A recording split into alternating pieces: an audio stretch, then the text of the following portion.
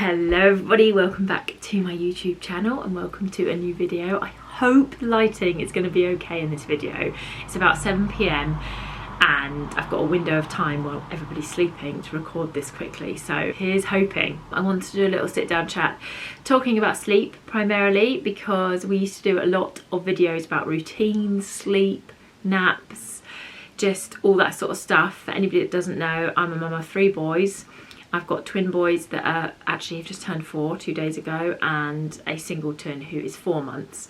When the twins were born, I started this YouTube channel up and we did so many day in the life, routine, monthly update videos, and I think you guys loved those, and I kind of just stopped doing it after about 2, when they turned 2, and then we had a lot of change, relocating, moving house, all this sort of stuff, and I kind of stopped doing it. But I know with twins one of the biggest topics is sleep, or actually any baby, to be honest. Sleep is such a hurdle for most people, and I'm always intrigued how other people do it, their situations, their sleep habits, their patterns, things like that. So I hope today, more than being advice for anybody, it's just a bit of comfort to know that we're all having our own battles and our own challenges, and I'm just letting you know what's going on over here. So I'm going to try and recap, because I think the last time I spoke to you about their sleep habits were like an in-depth video, was before we left LA, which would have been when they were 2 years and 8 months old,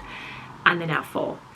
I think I touched on their sleep a little bit when they were 3, or like a couple of months after they were 3, because we just moved into this house, and I did like a day in the life, and I think we spoke about it a bit then. But yeah, I'm just going to recap like the past year or two as well as I can, because I haven't written any notes down and I feel like I'm just going to be scrambling. So yeah, if something doesn't make sense, or if you're intrigued to know more, please put some questions in the comment box. I'm always happy to answer you.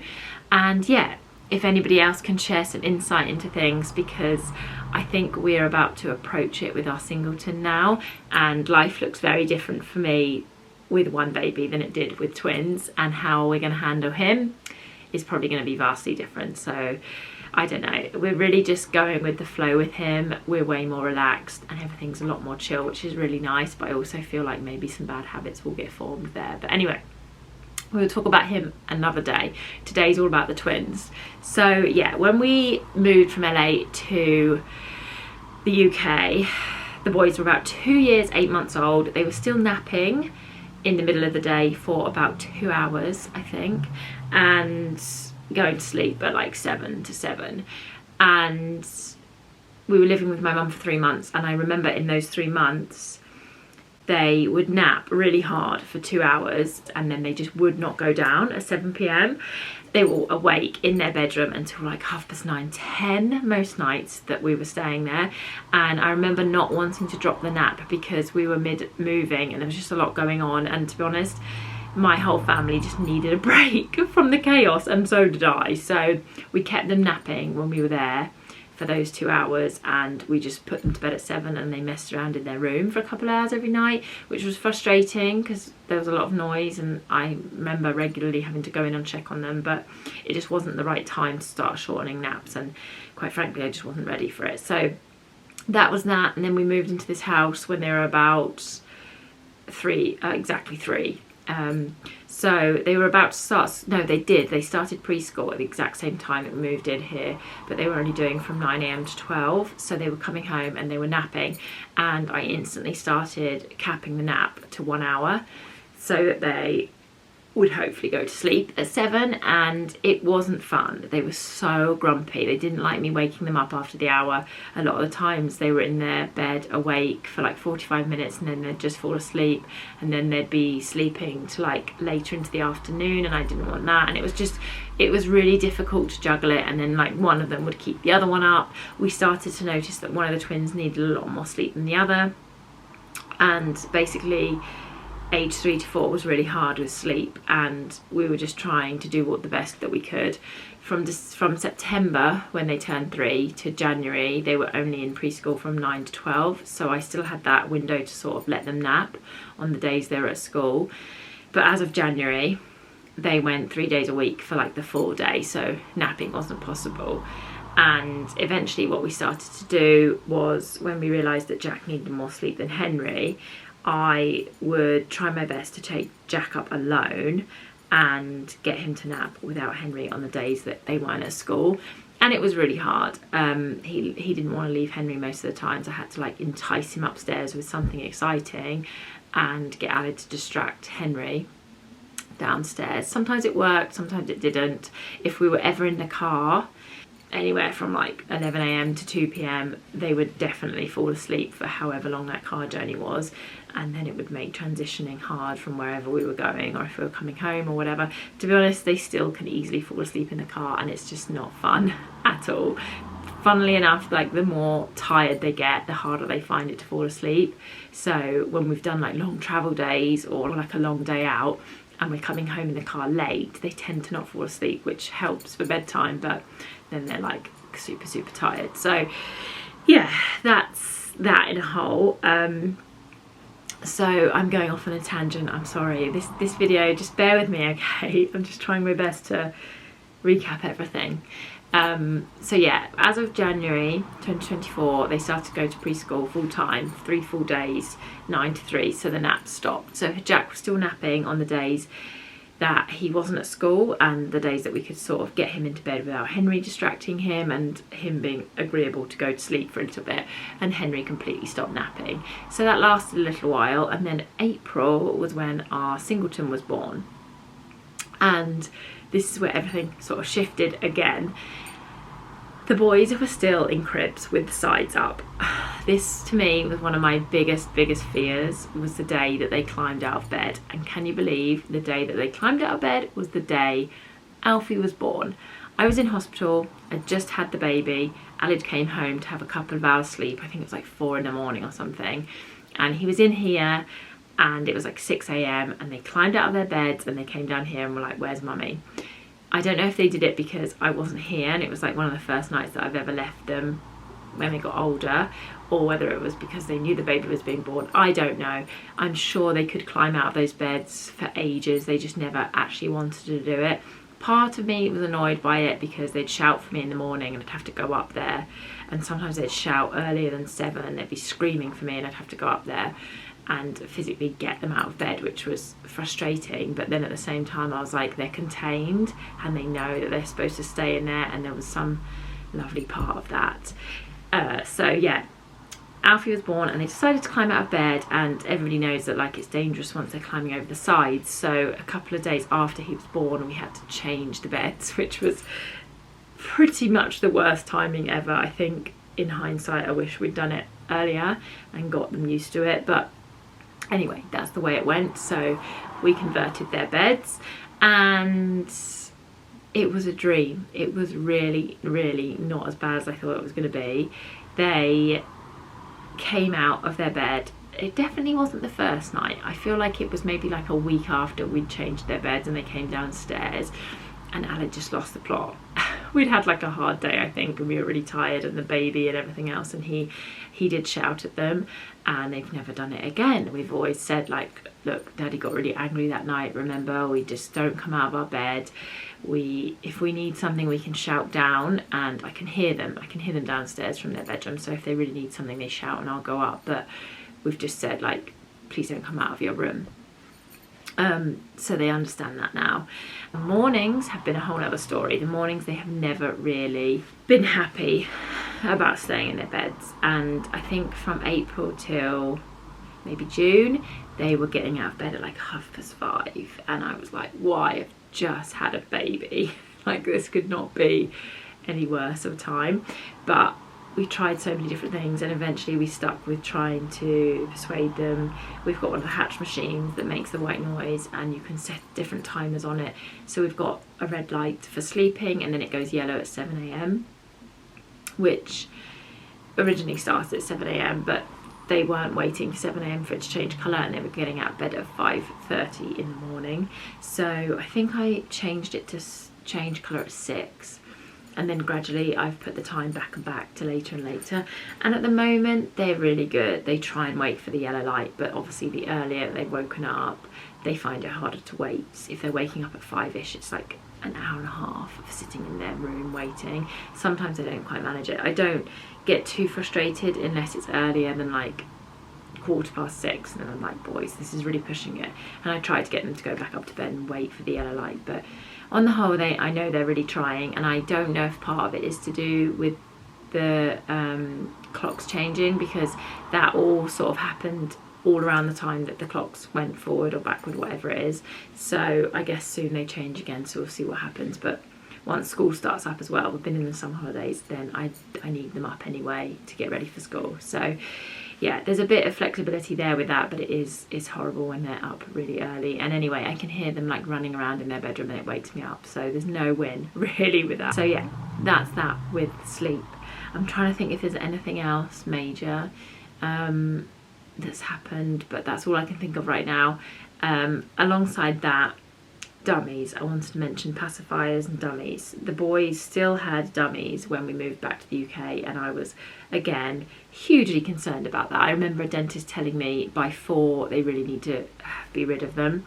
And when I was at my mum's, the boys both came down with hand, foot and mouth, and Henry got it first, and he had really bad ulcers all in his mouth.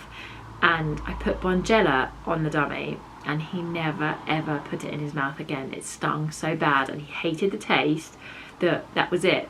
He wouldn't have the dummy. So I decided then and there just to not give him them again.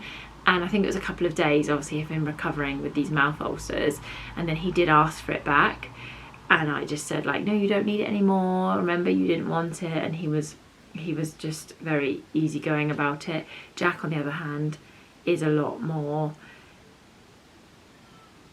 Baby's woken up, so we're going to try and make this quick. I might have to go and get him in a minute. But yeah, Jack is a lot more, he's got a personality where he gets attached to things more, so the dummy for him was harder to get rid of. We tried the same thing because he ended up getting hand, foot and mouth. We tried the same thing. Absolutely not. He just licked the Bonjela off and carried on with it. So I wanted to be laid back about it, and I really thought in my head like eventually he'll just get rid of it.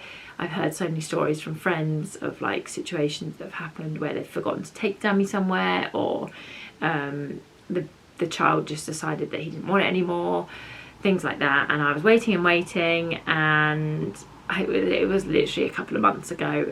I can't really remember when, but not long before they finished school, so it must have been like May. So he would have been 3 years and 10 months old, and I was like, well, this dummy has to go. He's nearly 4, and the dentist told me. So I was umming and ahhing what to do, and we decided to go down the dummy fairy route. And it was one Friday evening. I was like, right, we're gonna do this. Warned Alid, I was like, I think this is gonna be really hard, but we need to make this happen. So be right back. Baby is still crying. I'm gonna go get him. Who's that? It looks so worried. My gosh, Alfie, your eyes. I think someone's hungry, so I don't know how well this is gonna go. But yeah, speaking of dummies, thank God for dummies.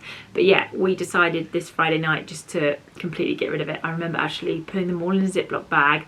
We wrote a little letter to the dummy fairy, and when they got home from school, I was like, put it outside, we'll wait for the postman to bring the dummy fairy present. And we did the whole thing, like we distracted them and then went outside, rang the doorbell, exchanged it for a present. And I remember I put the dummies in the trash can because I was like, I do not want to get one out when I'm having a nightmare tonight. And it was the best thing that I did. I completely got rid of them all because that night was hell. Jack must have woken up every hour crying, and I think I went up a few times, left him a little bit some of the time, he went back to sleep. But yeah, we had a really bad night's sleep, and he kept asking to give the present back and have the dummies, and it was heartbreaking, bless him. But that was it, one night, and then the next night he was absolutely fine. And I couldn't believe it. I thought it was going to go on for like a week or something, so it really wasn't as bad as I thought. One bad night and that was it. So yeah, we've spoken about dummies, we've spoken about the beds. What else was there that I wanted to speak about? Can you remember? Can you remember? I think that's it, guys. As I said, short but sweet video, but yeah, they're all the big sleep changes that have happened. So now we are on to no naps. They go to bed at 7. We do occasionally, this summer especially, we've had some later nights, we've had holidays, and I've been very anxious around sleep with the boys. I think just because we've had such a strict routine with them growing up, and I hate it when they're tired. Their mood becomes just terrible. But yeah, especially this last holiday we were in France with some friends for a week, and the boys actually did stay up a lot longer and a lot later than they used to, and it wasn't as bad as I thought, and it just made me realise, like, I just need to relax. They can do later nights, they can survive on less sleep than I think, and yeah, we have more tantrums, yeah, the days are a bit harder, but at the end of the day it's memories that will last a lifetime, and seeing them enjoy things is just way better than worrying about putting them to bed. So relax, mamas. If you're like me and you get caught up on schedules and routines, I'm not saying don't do it. Like, for me, kids thrive on a routine, and it's definitely saved me in a lot of situations. But also, you can have those nights where they stay up later, or they miss a nap, or whatever it may be. But yeah, we're still working on transitions. We haven't mastered the falling asleep in the car and transitioning into bed. My kids always wake up, so I have no idea how people do that. I just cannot get them out of the car seat without waking them up. So yeah, that's frustrating. I'd love to be able to do that. But yeah, on the whole, our sleep story hasn't been that bad, and I'm really proud of them for the way that they've adapted this last year. Especially, it's been very difficult, and there's been a lot of change. Oh, we have got one ongoing sleep issue now, actually, which I've just remembered. How I've forgotten about telling you this, I don't know, but it must have been like a month ago now. Jack had what we think was a nightmare about somebody being in his room, and it's become a bit of a constant battle with bedtime. He doesn't want to go there, he doesn't want to sleep in his bedroom, doesn't want to go to bed. He's very frightened, he wants the light on and the door open and all this stuff, and we're not sure if he overheard me talking about something, or he's had a nightmare, or he's watched something. We don't know, but we're trying to work out the best way to do it to sort of help him with this. He has got a little bit better now. We're keeping a dim light on and we're keeping the door open, and also I've let them listen to a Tony box to go to bed for the last week or so, and that's really helped. But going forward, like, I want to change this, and he's telling me he doesn't like his room a lot, so we might change up his room a little bit, make it more exciting, put some colour in there, and just maybe it's quite an empty space, so maybe just fill it up a bit more and make it a bit more cozy. So look forward to something like that in one of the vlogs soon, because I need to do that for them as I promised them. But yeah, that's about it. So if anybody has any tips on night terrors and nightmares, let me know, give me all the tips. But yeah, that is it for us and our sleep story, and let me know if there's any more topics you want me to talk about. I love doing these sit down videos, but for now I'm going to go and feed this little one who looks very, very frightened by something that he's looking at. Are you looking at yourself? You are such a sweet baby. But yeah, we will be back in another video next week. Bye guys.